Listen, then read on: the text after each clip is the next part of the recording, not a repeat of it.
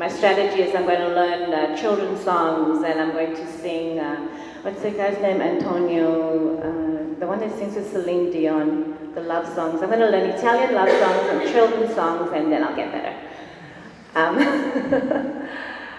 So I'm going to just tell you the context of where I teach, because context is really important to understand my perspective. I will be talking a lot about perspective and context today. By the way, I'm really sorry you've been sitting so long. Do you just want to stand and just stretch your muscles for a second, please? Because I get the sense that you're really uncomfortable. Could you please just stand for a moment and just stretch your muscles? In my classroom, we stand every 30 minutes. We do not sit for more than 30 minutes. We stand for about 3 minutes. We dance, we do yoga, we move. Because your brain actually goes to sleep, just like the computer does. So I know this is too shocking for you, but if we were in my classroom, we'd be doing yoga stretches right now. But Juicy said that would be too shocking for you, so. You can shock us. It's coming, but you see, I thought I'd pre-warn you first. It's coming. All right, so you can have a seat, thank you. But you know what, actually don't. You can sit when you want. I'll start talking, and when you feel like your body is ready to sit, you can have a seat. All right, next time then. So I teach in a high school in British Columbia, in actually a suburb outside of Vancouver. And this is my school, Queen Elizabeth Secondary School. We have about 1,400 students and 69 ethnicities. That means there are 69 languages being spoken in our hallways. I'm not sure Italian is one of them. There's a lot of them from Asian countries and African countries. And our timetable is quite complicated. Now, don't focus on the whole thing. Just focus on one color. Let's say the color that is in green. Just focus on that. So we have 2 semesters. So the 10-month school year is 2 semesters, 5 months each.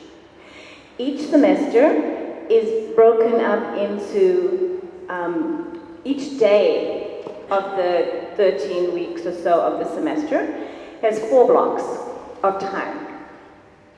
Each block is 77 minutes long. So there's 2 in the morning, and then a lunch, and then 2 in the afternoon. Now let's say a student's timetable was that in period 1, which is the green, they had English 11. In period 2, they had biology 11. In period 3, they had physical education. And in period 4, they had math. So students would have 4 courses a day, and they move from class to class. That's one timetable. There's another timetable where students they do the same course on, you see where it says day 1? So they have a course for 10 months that only happens on day 1. They have another course for 10 months that only happens on day 2. So then they alternate. They also go from class to class.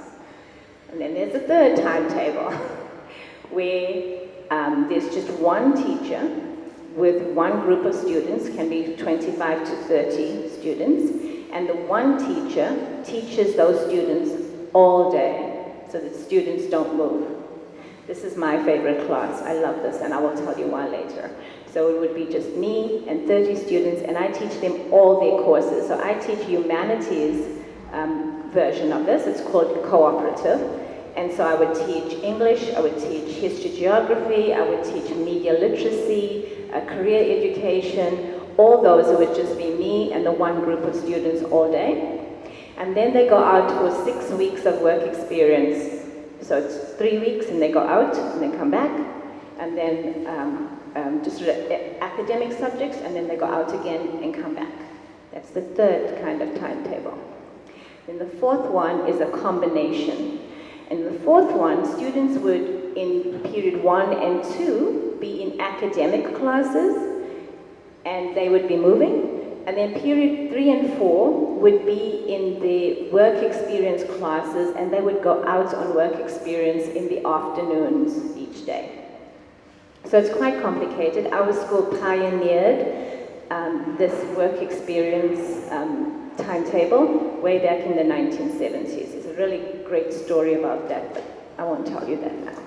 The most important point I want you to know right now is that different blocks happen at different times of the day, so that this one block, let's go back to the green block, you'll see how it moves throughout the semester. So first half of the semester, it rotates in the morning. So that one class I would see first thing in the morning or second block in the morning, back and forth, back and forth. And then the blocks change, and then I see the same kids for the same course, but in the afternoon, back and forth and back and forth. Yes? Capiche? It's okay? You understand that part? All right. This is critically important because this is why I can teach the way I do. I can only do what I do because the timetable is created an opportunity for me to do this. And wherever you are, no matter what the timetable is in your school, you have to look at the timetable for what else it can do. Just don't assume it can do what it does as normal. How can you repurpose it?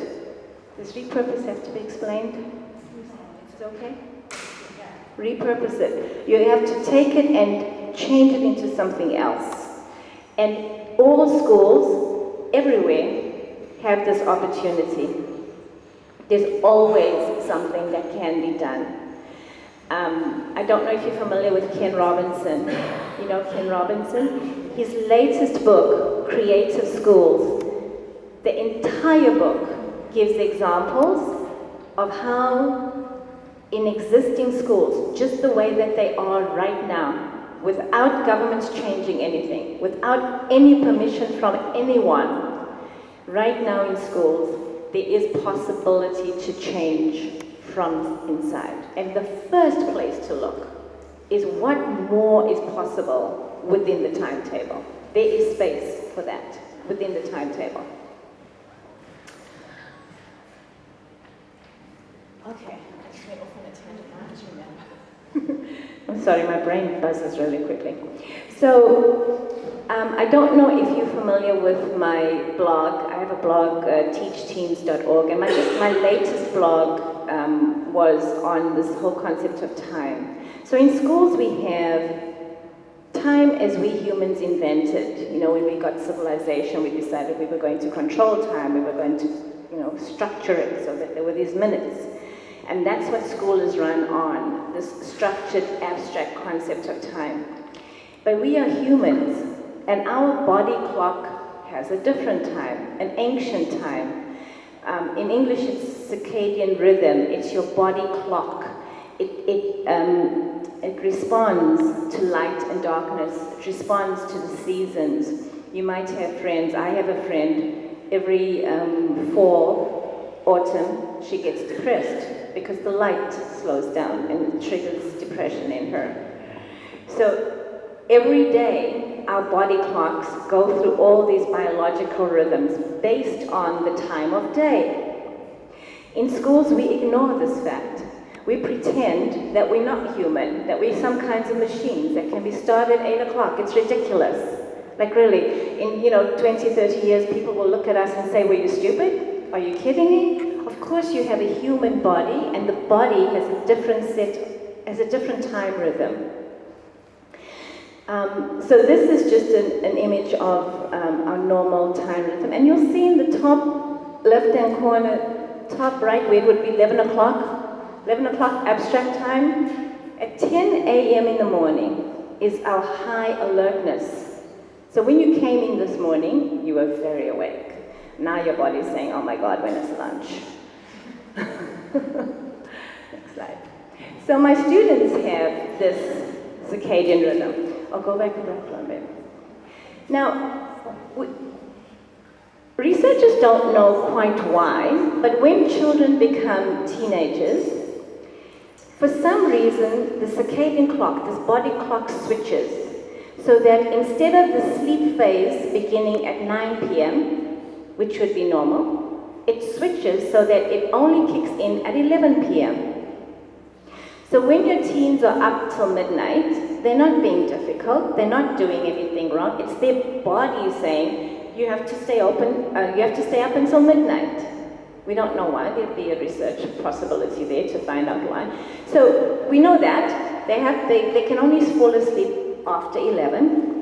And then we know also that they need 9 to 10 hours of sleep in order for their brains to continue to develop. Their brains, especially the prefrontal lobe, which is the part just behind your forehead, is not fully developed until you're 20 years old. And they need their sleep in order for that to continue developing without, without bad consequences. So you can see the problem here. If they're only going to sleep at midnight, and they need 9 to 10 hours sleep, they are sleep deprived when they enter your classrooms. They are not fully functioning. Now, sleep deprivation is serious. It has serious consequences. These are just some of them. So, when kids come into your classroom and they're sleepy and they cannot pay attention, the typical response would be, oh my God, wake up. Our response should be, oh, I'm so sorry, which is, one of the things. That's great. I love it. I was walking through our cafeteria area just a couple of weeks before I came, and I overheard some students talking to other students. So they're all new in my class, and they were talking to other students, and they said, oh my God, you can see we can draw while she's talking, we can doodle, we can color, it's so much fun. And they love it, they're so excited. And these are 16 and 17-year-olds. Did I mention I teach 16 and 17-year-olds? So 15, 16, and 17 years old. They love being able to doodle. Do you have questions? I have a sense that there's some questions on the doodling part. No? You good? How's your body? Does it need another dance break? Shall we dance? Yes, let's go. Go back to dance. So this is my students' favorite dance song. They requested, at the beginning of the year, they have to give me a dance list, so a list to sing and dance to. And so I'm going to give you the rules I would give my students. So here are the rules. You have to get up, listen to all the rules though first. You have to get up and move away from your chairs. The basic rule is 3 movements you have to make. Here's the first movement. Step, touch. That's it. You don't need to be able to dance. Just step, touch, step, touch. That's the first one. So that's your feet. And the next one is your hands. You have to clap your hands. And then if you know the words, you have to sing. Those are the rules. So shall we try it? This is my students' favorite song. I don't know how many times I've danced to this last year, but let's dance. Come on, let's try it.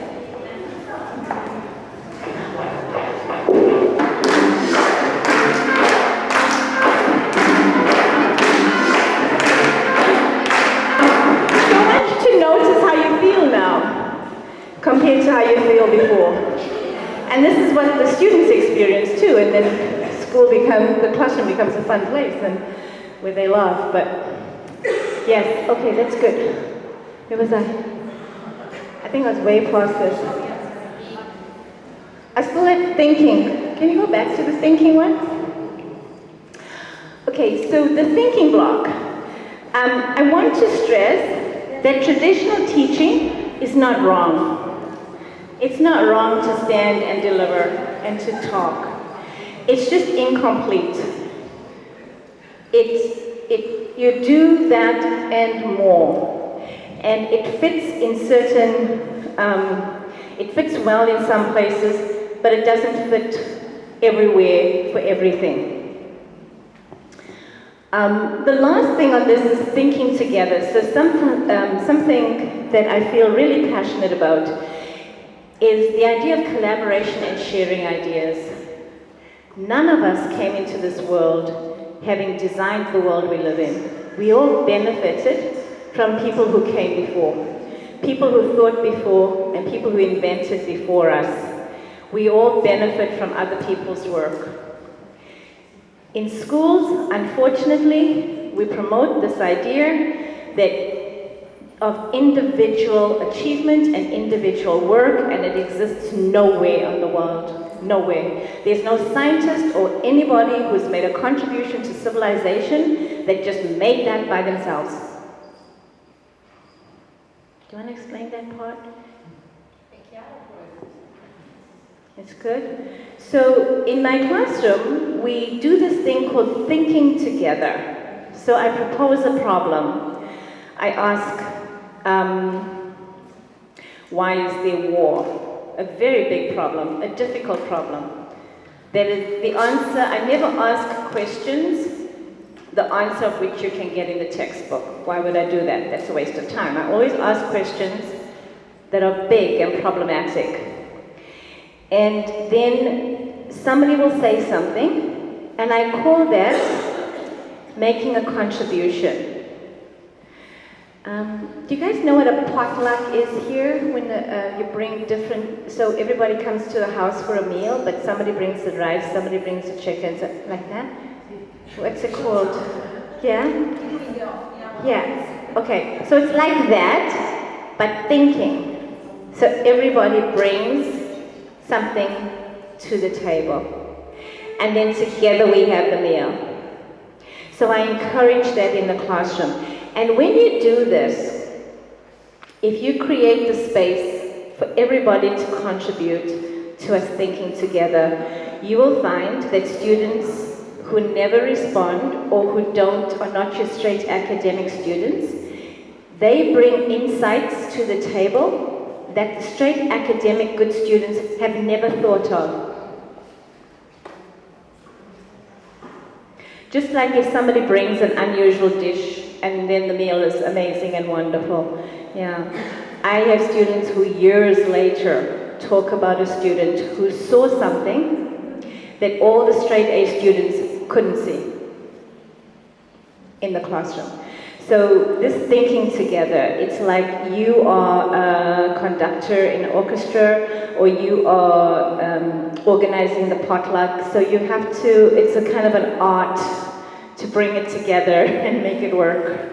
So this is the second block of the day. Then there's lunch, and then there's the third block of the day. The third block of the day is when I'm not standing in the front, I'm standing on the side of the classroom. And I've set up activities so that they can experiment, discover, experience something. I'm going to talk about this later this afternoon, about how you do this, but I'm not teaching. I am teaching, but in a different way. So this is what I was saying earlier. Somebody asked me about my methodology and my didactics. I teach differently depending on the time of day and depending on what is happening in the classroom. It's a response to what's in the room rather than, I cannot sit in June and tell you what I'm going to be teaching in September or November. I can only tell you what I'm going to be teaching once I'm in the room, and then and the time of day and what's happening. So my curriculum I divide into 3 parts. That part that must be delivered. I have to teach you what a paragraph is, what a sentence is. These are things you must know. I must deliver this information to you. Then there's 2 other parts. One is called discovery, and one is called experience. So I will set up a situation or a challenge so that students can discover some aspect of learning, or they can experience it. And this is what happens on the block after lunch. First, when they come after lunch, and I will do this with you today, so I won't explain it, you'll see after lunch what we do. So the focus here is to learn by doing, not by listening, but by actually doing. Then the last block of the day, so at the beginning of the year, I spend a lot of time, before we even start teaching, before I start teaching, I spend the first 2 weeks, the first week intensely, and then less so the second week. I was trying to explain this earlier. It's called setting the table. It's, I'll use the same example I used outside with coming to dinner for you. No? Okay. Okay, so let's say I'm going to host a dinner, I spend time cleaning up the house, I will set the table, I will make the meals, I will do all these things so that my guests come and can be comfortable. I do the same thing for my classroom. I set the table for learning before learning happens. I tell them how we're going to be together. I explain doodling, I explain brain breaks, I explain how different things happen and how we're going to be. And I explain what they need in the classroom. And one of the things you need in my classroom is a yoga mat and a pillow, because at the beginning of the last block, which begins at 1:20, students lay down everywhere in the classroom, and the rule is you have to close your eyes, and your hands have to be not on your device. You can listen to music, but you must close your eyes and do what's a meditation, a mindfulness scan, just to go through your body and notice if there's any tension, and to do some breathing and just be still for 15 minutes. If students are sleep deprived, they fall into a deep sleep straight away. And then they might snore, and then they get embarrassed, so you have to tell them that, I tell them you might snore, but that's because you're sleep deprived, it's okay. And after they get out of that, after the nap and they get up, then they do independent work. Because by that time of the day, they're tired of listening to teachers talking at them, and their brains have exceeded capacity. So that's the time when I can sit one-on-one, and that's when I do this different kind of teaching. It's just one-on-one kind of teaching. Because some students might need more help than others, so I can meet with students that are having problems. I can do one-on-one, they can work independently, they don't need me.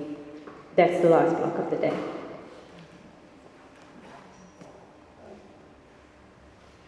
Did you know that Google has these kinds of things? They're called sleep pods. And lots of companies actually have them. Because sleep deprivation is a big problem even for corporations, and so more and more of them are allowing the workers to nap. Wouldn't it be great if that was in the teacher's lounge? Do you think it would be great? It would be wonderful, right? We have a sign on our door. Students make a beautiful sign on our door. The office knows not to phone me or to interrupt me during nap time. I unplug my phone. We put a sign on the door. We nap. So in a nutshell, here's the summary. You have to create a container that is welcoming for your students. If you create a space that they want to be, they will work really hard. You have to connect students create a relationship between you and them and with each other. All students in my classroom have to know every other student's name and have to know something about them. And you must care about what you teach. Students can detect when you do not like what you're doing. They like little puppy dogs that way. They can smell your distaste, and they respond to that. They do not respond to what you tell them. They respond to how they feel when they're in your classroom. They respond to how they feel when they're in your classroom. And if they feel comfortable and they feel that they can be there, they will work their butts off. They will work really hard. Because in their minds, they think they're doing it for you. But they're not. They're doing it for themselves, but that's the way they make sense of it. They will work really hard if what you do is you create a space that they want to be. We're going to be talking about the curriculum, because right now, you see where you say the subject, this one, science. So the first thing that you would have to do is look at and we're going to do this afternoon in groups. So hopefully, are there other science teachers here? Anybody else teach science? Oh dear. I'll work with you. You look at your whole curriculum and you divide that first to the parts of it that don't need you to talk directly to them. That's the first thing. To find what parts of it you need to be talking directly to them. What parts of it can you set them up in groups to find out something and then tell you? What parts of it can they do a simulation? Yeah, simulation. So I teach civics. Part of it, I'd say, this is the Constitution, this is the... And look at what is the part that they must tell you, that they must know factually, because it would take them too long to find this out themselves. So if I'm teaching how to write an essay, for example, I need to tell them, you have a thesis. You have to have a thesis. There's a point that you must, they can't, it will take them too long to discover that you have to have a thesis. It would be a lot of time of wasting time. When I'm teaching civics, they have to know how democracy works in reality, not just in theory. And they can only do that through experiencing it. So you have to look at your curriculum and divide it into that has to be factual, and I have to tell you, when a child is going near a stove, they could discover that it's going to burn them. That's not a good thing. Or you could tell them no. You know, so you just think about that. What kinds of things can they discover? What kinds of things can they experience? What kinds of aspects of your curriculum should you just tell them to do? That's the biggest job in changing, so that you are you kind of creating a different learning experience. It's ruti in Italian. You know what the root is? Yeah, it's tiny. It's very weak. It's very weak, but it's going underground, and it eventually pushes up the pavement. That's how I think of myself. That I work on this tiny root here, and I'm underneath, but I will push up a pavement, and I will crack through any structure. Because I am motivated by the fact that these children have only a small window where it's optimal for them to learn. And how dare the government keep that away from them? How dare they do this to them? They have no right. So I will keep pushing and pushing and pushing on behalf of my students to bring some light and air into the classroom, regardless of whether I'm teaching in apartheid South Africa, or if I'm teaching in British Columbia right now, where the government is spending more money on private schools with the aim of, you know, just making public schools unpalatable, not a good place to be. Yes. Are you talking about Italy? And in Italy it's happening too, yes. So it's the same story all over the world. You're not alone. Yesterday I was listening to a talk, there was a debate between two people about the reform, and I had to hold myself back because I wanted to say this is exactly what's happening in Canada. It's exactly the debate. So, and it's because Martin Friedman in the 1970s in the States basically said public education is too expensive. And since then, they have been dismantling it incrementally all the time. And now the idea, Rupert Murdoch said, public education is a good place for investment, that you can make money out of it. Why aren't we making money? You know, regardless of the impact on the children. And so this has been an attack that's been going on for 30, 40 years.